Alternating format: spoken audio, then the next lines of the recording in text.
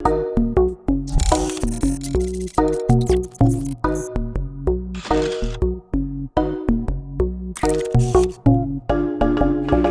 Maëla Paul, qui est docteur en sciences de l'éducation, intervient depuis 30 ans dans la formation des professionnels de l'accompagnement dans tous les secteurs, éducation, formation, travail social, santé, orientation, insertion, etc. Elle est l'auteur de plusieurs ouvrages sur l'accompagnement. C'est toi. C'est moi. Donc, l'accompagnement, une posture professionnelle spécifique, en 2004. La démarche d'accompagnement, repères théoriques et ressources méthodologiques, 2016-2020. Une société d'accompagnement, guide, mentor, conseiller, coach. Comment en est-on arrivé là? Très bonne question. En 2021. Et enfin, accompagner la problématique des situations professionnelles en 2022. Bref, compte tenu de tout ce qu'elle a apporté au monde de l'accompagnement, elle était forcément la personne idéale pour ouvrir ce congrès dédié à l'accompagnement entrepreneurial, et notamment cette année sur la relation si particulière entre accompagnant et accompagné. À vous, Maëla. Merci. Merci beaucoup. Je voudrais commencer par remercier Marie-Hélène et Yann qui m'ont accompagnée dans cette venue avec beaucoup de convivialité et de gentillesse. Et c'est très aidant, donc merci beaucoup. J'ai été accueillie dans un colloque où on annonce clairement ne pas vouloir se prendre au sérieux. Alors j'ai essayé de m'inscrire dans ce sillon en espérant semer quelques graines pour notre réflexion sur l'accompagnement. Pour commencer cet échange, si ça veut bien fonctionner, c'est pas par là, alors de l'autre côté, voilà. Donc l'échange va s'effectuer autour de la relation d'accompagnement. Il y avait bien des entrées possibles, mais c'est celle-ci qui m'a semblé la plus pertinente au regard de ce qui va se dérouler tous ces jours-ci.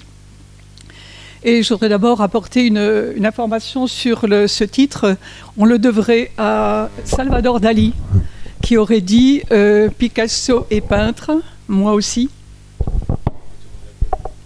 Picasso est peintre, moi aussi. Picasso est espagnol, moi aussi. Picasso est un génie, moi aussi. Picasso est communiste, moi non plus.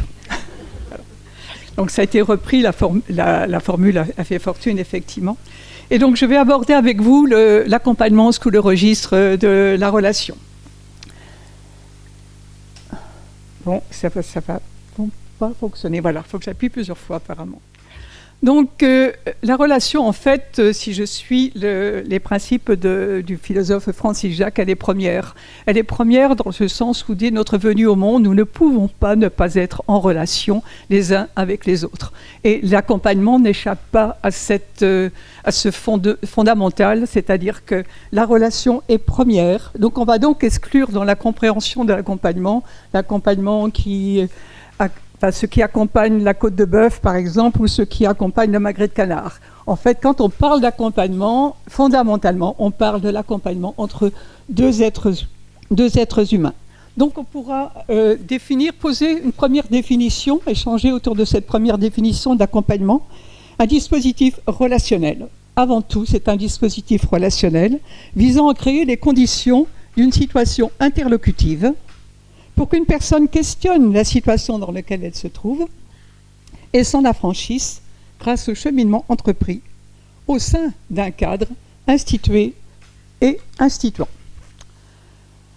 On relèvera que s'il s'agit d'établir une relation, et je me réfère toujours à Francis Jacques, c'est que la relation va se nouer autour de ce dont ils vont parler, par l'intermédiaire de ce dont ils vont parler. Donc, primauté de la parole et de l'échange à travers la parole entre les personnes.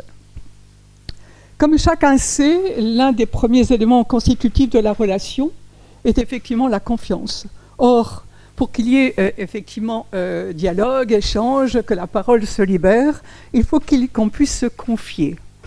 Mais pour que la confiance soit là, que les conditions relationnelles soient là aussi, il y a effectivement des conditions, des nécessités pour communiquer sur ce qu'on va entreprendre, ce qu'on appelle poser le cadre, pour décrire et poser le cadre, pour comprendre le contexte et les circonstances qui amènent une personne et donc la situation qui va faire lien, pour s'assurer de se comprendre mutuellement. La confiance est nécessaire, mais aussi, et j'y reviendrai, pour savoir garder une proximité distanciée et pour créer les conditions permettant à la personne accompagnée de s'éprouver capable de répondre à sa situation.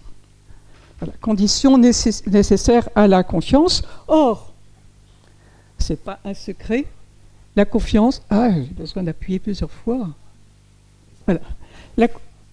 Non, c'est pas ça.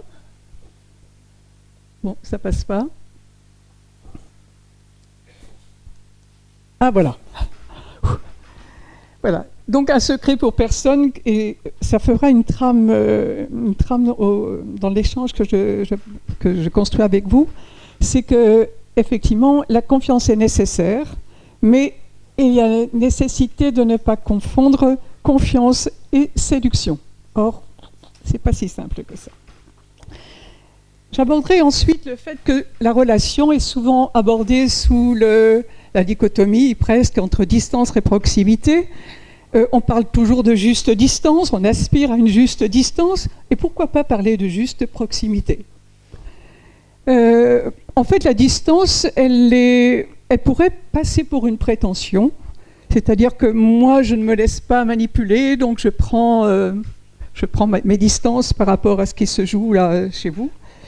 Et donc, il faudra travailler sur cette notion de distance qui est loin de nous avoir abandonnés.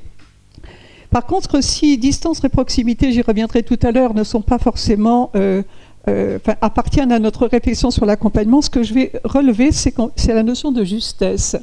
Ce que nous cherchons à travers cette distance et proximité, c'est la notion de justesse. Et la notion de justesse, personnellement, je la comprends comme étant la capacité de s'accorder comme deux musiciens en capacité de s'accorder, en nécessité même de s'accorder. Donc la notion de justesse est libre et impérative. Après, c'est elle qui effectivement réglera la distance et la proximité. À partir de là, on peut peut-être parler plus précisément de juste présence de l'un à l'autre. J'y reviendrai aussi d'une autre manière. On évoque aussi, pour corriger l'asymétrie, asymétrie initiale entre le coach et le client, ou l'accompagnant et l'accompagné, on évoque aussi d'avoir à corriger cette asymétrie en se mettant au niveau de l'autre, effectivement, la condition pour qu'il y ait du dialogue et des échanges. Cependant, cette asymétrie est souvent abordée derrière les concepts de position haute et de position basse, qui évoquent en fait le fait que le coach ou l'accompagnant, le professionnel, va avoir la pertinence, c'est même plus que la pertinence, la bonté de condescendre au niveau de l'autre. Et en fait, on se trouve là avec un biais de supériorité. Qu'est-ce qui nous a mis sur un piédestal qui ferait qu'au moment de l'accompagnement, on ait besoin de descendre ? En fait, c'est toujours la position du sachant, de l'expert qui revient ici, et dont il faut toujours mettre au travail. Parce que qu'est-ce qui dit que celui que j'accompagne n'est pas aussi un sachant, un expert ? Finalement, la sagesse devrait se limiter à avoir l'un comme l'autre les pieds sur terre. Car finalement, comme le dit Coluche, c'est le plus grand de nos philosophes, dans la vie, il n'y a pas de grand, il n'y a pas de petit. La bonne longueur pour les jambes, c'est quand les pieds touchent par terre. Je citerai ici une citation de Heidegger. D'abord, il dit que deux pierres qui se trouvent l'une à côté de l'autre à la faveur d'un éboulis ne peuvent pas être dites l'une avec l'autre. Seul l'homme peut être dit avec l'homme. Donc on retrouve cette notion de présence humaine à travers la relation. Et il dit également que deux randonneurs qui, marchant des heures durant, se trouvent soudain happés par un paysage au détour d'un chemin, sont bien plus à ce moment-là l'un avec l'autre qu'ils ne l'étaient des heures durant, marchant l'un à côté de l'autre. Ce qui nous amène effectivement à poser notre attention sur là où se trouvent nos pieds, c'est-à-dire qu'est-ce qui se passe dans cet instant présent, parce que, comme dit Lao Tzu, c'est là que commence le voyage, un voyage qu'on appelle par ailleurs le voyage de la problématisation, c'est-à-dire quelle est la situation qui amène cette personne à être accompagnée, et quelle est la question que lui pose cette situation, comment cette situation l'interpelle, et quel cheminement nous allons pouvoir entreprendre ensemble. Donc, loin d'être statique, la relation apparaît ici comme un contexte au sein duquel se perçoivent, s'expriment, s'élaborent un certain nombre de points, notamment des affects, des émotions. J'ai vu qu'il y avait cet après-midi un atelier auquel je participerai parce que c'est un de mes grands intérêts. Voilà. Au sein de la relation transitent des affects, des émotions, des opinions, des préjugés, des connaissances, des croyances et des valeurs qui mettent en mots la situation actuelle. C'est la situation qui fait lien entre une personne accompagnante et son accompagné. Et le projet qu'elle porte ouvre la personne à son système de référence, à ses opinions, à ses préjugés, mais aussi à ses valeurs, à ce qui fera sens pour elle, et éclaire ses interactions avec le monde. On pourrait dire plus précisément, éclaire aussi ses relations avec un environnement donné. Donc si la relation d'accompagnement, si la relation de coaching s'inscrit dans une revendication des affects, de tout ce qui transite à travers la relation entre deux êtres humains, à travers les échanges et les dialogues, cela suppose une subjectivité acceptée aussi de la part du coach ou de la part de l'accompagnant, se vivant comme un humain, à parité avec un autre être humain. Or, il y a effectivement dans ce lien d'accompagnement quelques excès qui menacent la parité. Le premier, c'est l'illusion de vouloir faire un avec l'autre. Confondre unité et parité. Je suppose que vous connaissez cette situation, vous et moi, nous ne faisons qu'un. Oui, mais lequel ? Voilà, Sacha Guitry. Première illusion. La deuxième illusion, bien connue, c'est celle de se prendre pour un sauveteur. Il y a tant d'amour en moi.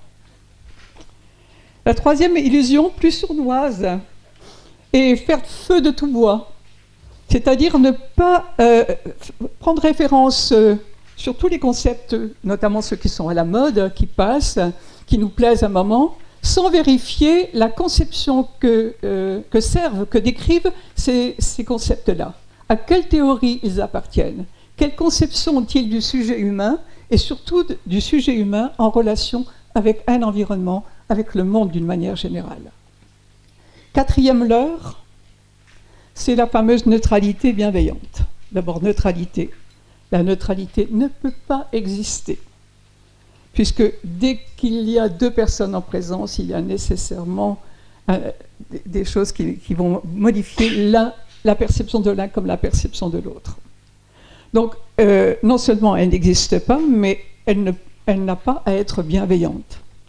Encore une attitude artificielle. En fait, c'est un peu comme si on a filé un habit en arrivant le matin au travail, et un habit de bienveillance.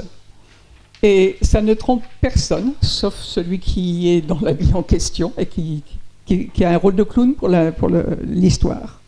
Et donc, en fait, c'est une des plus grandes impasses, et j'y reviendrai aussi tout à l'heure, parce que toutes ces images idylliques que l'on convoque pour parler de l'accompagnement, de la relation d'accompagnement, avec un distique de vertus, l'écoute, l'ouverture, l'acceptation inconditionnelle, ne nous prémunissent de rien, sauf de nous accrocher à ce qui devrait être, à ce que nous prétendons être, au détriment de ce qui se passe réellement.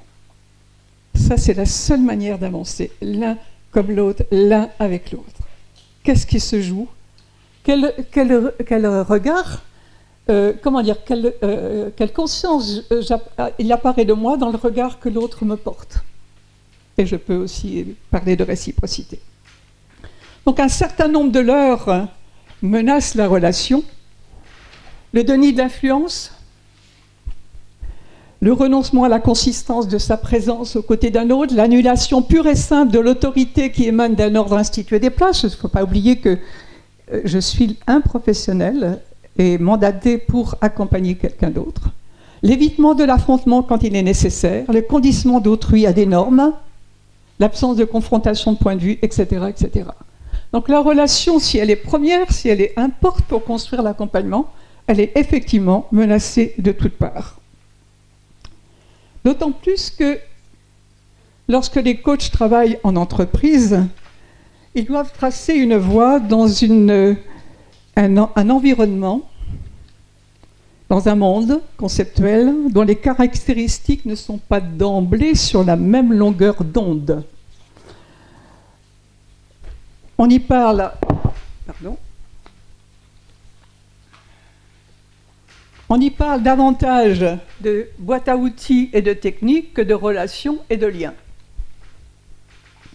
Or, la logique de l'outil n'implique pas une réflexion sur le sens, sur les valeurs, sur les enjeux éthico-politiques de cette relation et de ce qu'on y fait. Et surtout, elle accrédite l'idée mécaniste qu'il existerait un outil que je pourrais savoir manier pour solutionner la situation pour laquelle je suis mandaté. Autrement dit, la logique de l'outil viendrait affirmer que la solution vient de l'extérieur. En fait, selon ce type de logique, apparaît donc deux types de problèmes. Un problème qui a une dimension objective, qui existe comme ça dans l'espace, qui me concerne, oui, parce qu'il m'enquiquine moyennement et qu'il faut que je le règle, comme on dit, mais il est dans l'espace hors de soi, et je mandate pour cela un professionnel qui a les bons outils pour régler le problème dans lequel, de toute façon, pour lequel je lui fais confiance et pour lequel il est mandaté.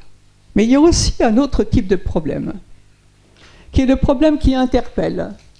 Le problème est à la fois objectif, mais il est en même temps subjectif. Il me travaille. Il me travaille dans le temps de la réflexion qui m'amène à me poser la question de qu'est-ce qui se passe, quelle est la difficulté que je rencontre, en quoi cette situation me questionne, m'interpelle, qu'est-ce qu'elle me renvoie. Et ça, c'est effectivement un autre type de problème qui, pour moi, fonde davantage ce qu'on appelle l'accompagnement.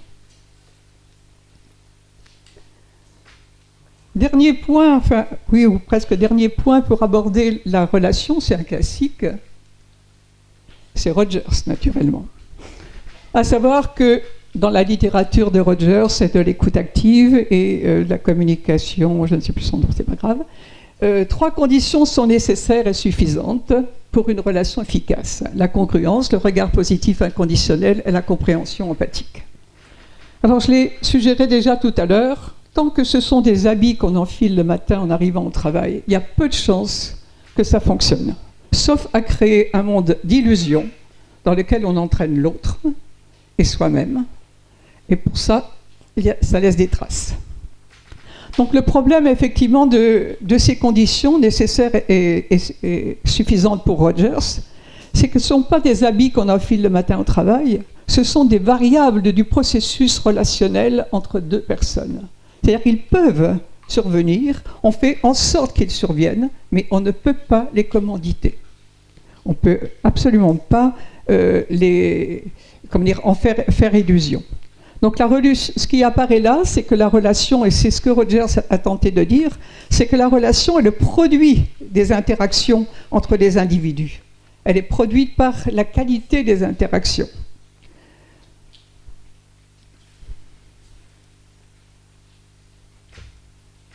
Donc pour engager une situation interlocutive, puisque c'est le but du travail d'accompagnement, de la condition de l'accompagnement, se rappeler que l'accompagnant, le professionnel accompagnant, n'est pas l'expert de la situation, mais le pôle nécessaire à une situation interlocutive, puisque la relation va se fonder à travers ce qu'ils échangent.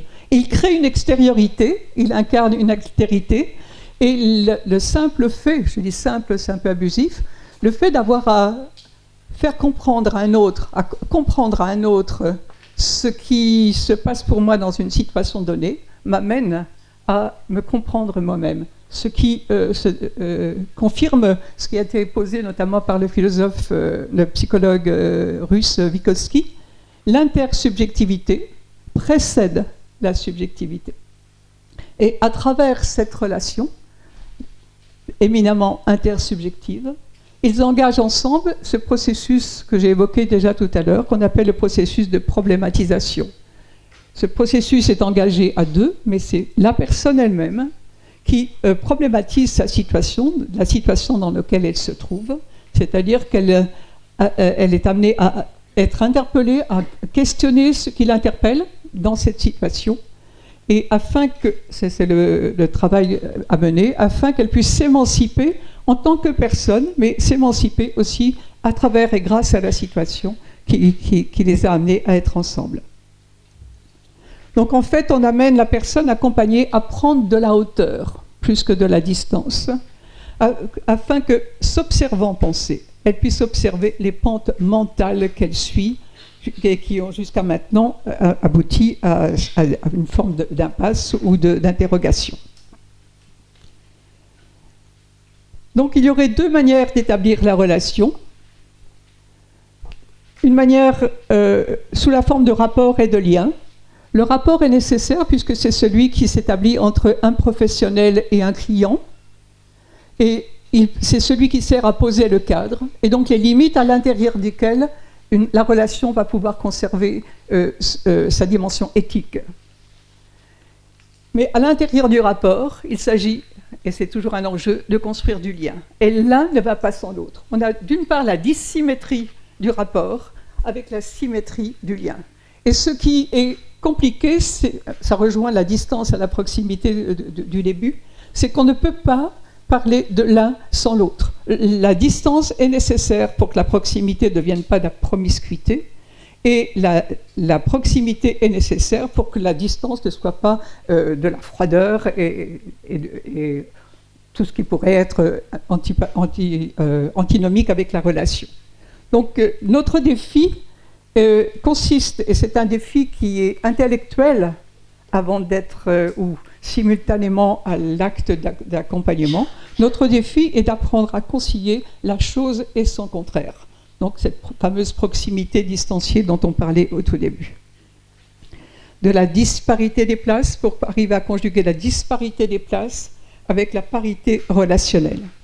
Donc deux éléments sont nécessaires, du côté du rapport et du côté du lien. En conclusion, la dimension donc relationnelle se joue dans la tension entre l'obligation d'opter pour un cheminement dans un dispositif donné avec des résultats attendus, on n'oublie pas ce cadre-là, et la nécessité de prise en compte de la singularité de la personne avec tout son vécu, tous ses alinéas, etc. Donc dans la tension entre rapport et lien, ce qui est en fait la capacité à nouer ensemble, à conjuguer ensemble, instituer et instituant. Donc j'en arrive maintenant à la conclusion.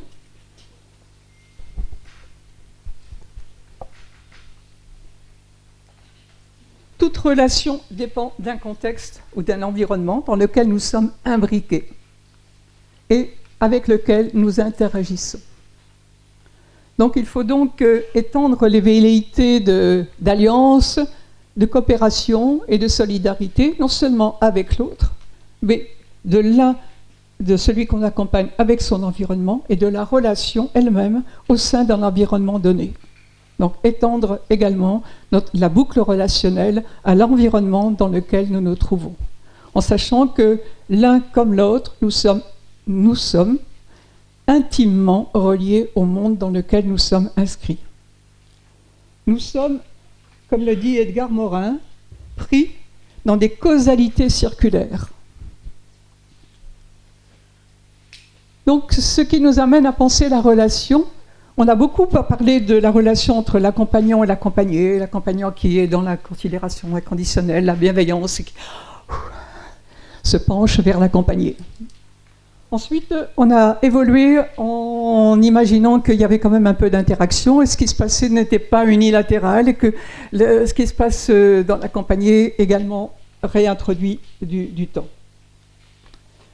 En fait, il faut pouvoir continuer à réfléchir la relation à partir d'une approche systémique en incluant les ressources d'un environnement dans lequel on se trouve, mais aussi les restrictions ou contraintes exercées par le contexte et l'environnement, et l'influence de nos systèmes de valeurs et de représentation dans la réciprocité de lien avec cet environnement. Donc on arrive, pour conclure, à une conception de la relation d'accompagnement, une conception de soi et de l'autre, qui sont conjugables avec une conception du monde.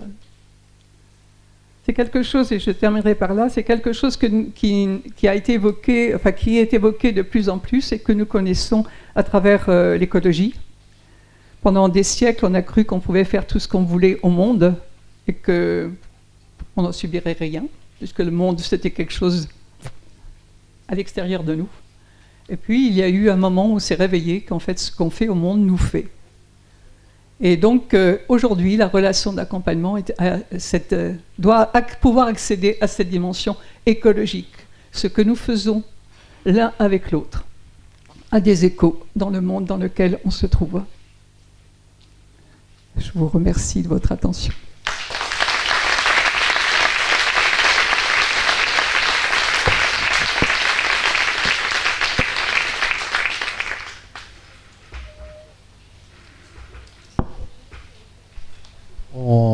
Merci beaucoup, Maëla. On peut prendre quelques minutes éventuellement s'il y a des questions dans l'auditoire. N'hésitez pas, vous faites signe et puis je viendrai vous donner le micro. C'est difficile de commencer. Karim. Un universitaire pour commencer. Très bien. Merci beaucoup pour cette présentation très stimulante et pour la qualité de vos travaux qui a beaucoup influencé le monde de l'accompagnement entrepreneurial. J'avais une question qui concerne ce que vous évoquez sur la bienveillance. C'est vrai qu'on s'attend en général et on professe finalement qu'il faut de la bienveillance dans sa relation d'accompagnement. Et dans la suite, vous évoquez les conditions de Rogers, où notamment vous renvoyez à la compréhension empathique. Et finalement, est-ce qu'il y a dans cette compréhension empathique pas une forme aussi de bienveillance? Oui. Oui, les deux termes sont d'ailleurs se substituent l'un à l'autre régulièrement. Là où je suis en alerte, c'est quand il y a des mots qui deviennent des slogans. Là, aujourd'hui, on ne parle que de bienveillance. Ça a à peine éclipsé la résilience. Et en fait, les mots, ce ne sont plus des concepts, ce sont des publicités. Voilà. Et donc là, je suis en état d'alerte. Voilà. Et par ailleurs, comme j'ai parlé tout à l'heure, pas de proximité sans distance, etc. Alors, pas de bienveillance sans exigence. Parce que cette forme de bienveillance caritative, c'était le siècle des cornettes et un autre temps. Voilà. Il y a quelque chose d'autre à rectifier. C'est comme ça que je l'entends en tout cas. Très bien, merci. D'autres questions? Personne.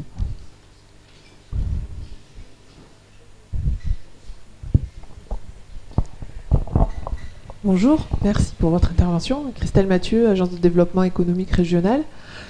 Alors, dans votre présentation, vous évoquez donc certaines qualités nécessaires à la relation. Donc, Karim parlait de bienveillance. Et moi, je voudrais avoir votre vision de la valeur courage dans cet accompagnement. Qui concerne qui? Les deux. Les deux. Je trouve que c'est une valeur dont on parle peu, qui est nécessaire à tout être humain dans son développement. Et dans ce métier en particulier, comment est-ce que de votre expérience et de donc vos écrits, vous avez été interpellé par l'intégration de cette qualité indispensable que vous ne citez pas et qui me paraît pourtant nécessaire à tous? Il y a plein de choses que je ne cite pas. Évidemment, évidemment. Mais voilà. Donc, Je rebondis sur ce que disait Karim sur l'empathie et ses slogans, et je pense que peut-être que le prochain, ce sera le courage. Ce que ça m'évoque là, ici et maintenant, hein, c'est que... Je suis en train de perdre mon idée. Oui, c'est que lorsqu'on accompagne une personne, très souvent, elle amène une situation dans laquelle elle se trouve en difficulté, entre guillemets. Comme je l'ai dit tout à l'heure, c'est une situation qui la questionne, dans laquelle elle s'embourbe plus ou moins. En tout cas, elle a besoin d'aide. Et cette situation, c'est Danilo Martuccelli, qui est universitaire de Lille, si je ne me trompe pas, qui a évoqué ça. Alors, il évoque 2 types d'épreuves. Il y aurait l'épreuve sanction, ça doit être, je ne me trompe pas, l'épreuve sanction, on a commis une erreur. Voilà, donc on est dans une situation de difficulté. Et il évoque aussi le 2e type, l'épreuve défi, qui, elle, est beaucoup plus reliée, je ne sais pas si ça vous dit quelque chose, à la Bildung, à la formation de soi, à l'expérience voilà, qui porte l'être humain à aller de l'avant, à se construire, à aller de l'avant dans le monde, à s'inscrire dans le monde. Et donc là, effectivement, il y a besoin d'un courage. Parce que lorsqu'on a une épreuve, dans un premier temps, en tant qu'être humain, il y a d'abord un temps d'arrêt. Et s'il n'y a pas un sursaut, que vous appelez courage, c'est difficile. Hein. On peut y rester longtemps et même descendre, continuer à descendre. Voilà. Donc c'est vrai que je ne parle pas du courage. Je l'ai lu chez cette philosophe dont on parle beaucoup tout de suite, Cynthia Fleury. Je crois qu'elle a écrit un livre sur l'éloge du courage, c'est pas ça, il me semble. C'est possible. En tout cas, je l'associe spontanément à elle. Donc c'est vrai que moi, je n'en parle pas.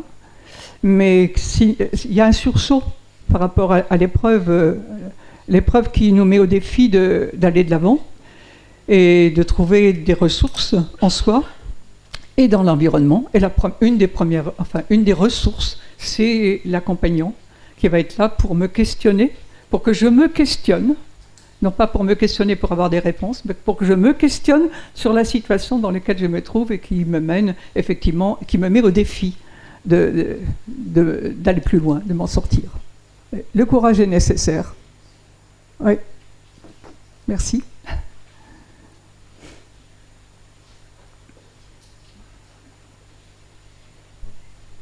Monsieur Mabir. Merci. Est-ce que dans la relation, ça implique aussi un partage des valeurs? Parce que le mot relation, c'est ce qui relie à, c'est quelque chose qui est supérieur. Vous citiez tout à l'heure le fait de 2 randonneurs qui arrivent devant un paysage et qui s'étaient reliés par les mêmes émotions en regardant le paysage. Mais dans la relation accompagné-accompagnant, est-ce qu'il faut partager aussi des valeurs qui permettent de renforcer le lien entre les personnes? Alors, le partage des valeurs, au départ, je dis oui. Mais après, plus subtilement, c'est pas pour autant, ce n'est pas les mêmes valeurs. C'est un peu l'histoire dont on fait un. En fait, emporté par le paysage, par le même paysage, il va y avoir en chacun un écho différent selon son histoire, sa personnalité, son état émotionnel du moment. Mais on a partagé des valeurs. Pas au sens de identique, mais on a partagé ce moment. Voilà. Ouais. Bon. Merci bien. Pardon, une autre question?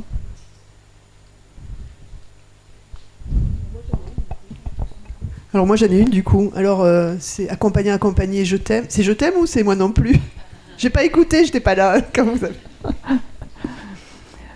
En fait, ça traduit un petit peu l'ambiguïté dans laquelle on peut se trouver. Il y a des élans de « je t'aime », mais il y a des résistances et elles sont salutaires. En tout cas, moi, je les ai entendues comme ça. Je me suis dit, c'est salutaire quand l'autre résiste à mes élans d'amour, de très grande générosité. Voilà, c'est salutaire, mais c'est pas confortable. Merci, un immense merci. Je vous demande d'applaudir. Très fort Maëla Paul.